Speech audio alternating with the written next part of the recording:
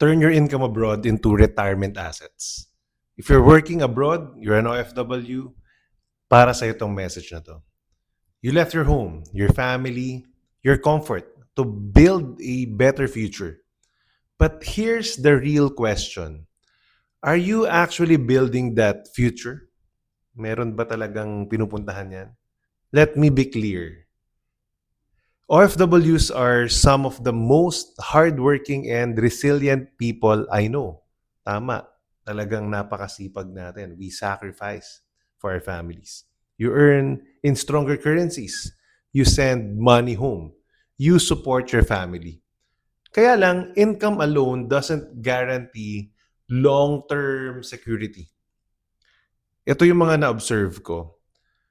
Many OFWs earn well, but most of that income goes to these things: family support, of course, daily expenses, and sometimes lifestyle upgrades. Diba? New phone, travel, kotse, bahay, etc. But very little is converted into long-term assets. So, after 10, 15, or even 20 years abroad, some OFWs come home with savings but no structure. And when the income stops, the money slowly runs out. So parang mga big income earners din here in the Philippines. So pag no structure, temporary lang yung pera natin. Imagine working abroad for decades. You miss birthdays, milestones, time with your kids and your family, only to come home and still worry about money. And that's not the future you left for. Your income abroad is a powerful advantage, but it only becomes meaningful if you convert it into assets that eventually work for you.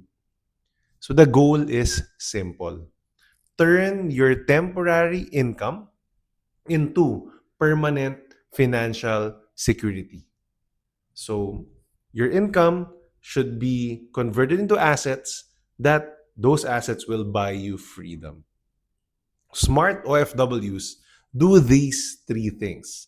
First, they set aside money intentionally. That's the keyword for investments. Then they build assets while they're still earning abroad. And then third, they create income streams that will continue when they come home. Yun naman ang goal nating lahat. Because the goal is not just to earn abroad. Tama ba? The goal is to eventually come home. But when you come home, hopefully with freedom. Not just with savings, kasi madali naman mag-save. No, but also with income from your long-term assets.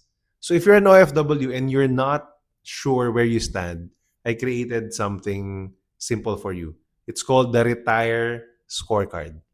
It will help you see if your current income is actually building your retirement or just supporting today. So, scorean natin yan. Message me, send me a PM, the word retire, and I'll send it to you. Because your sacrifice deserves a future that is not uncertain. Dapat secure yung future mo.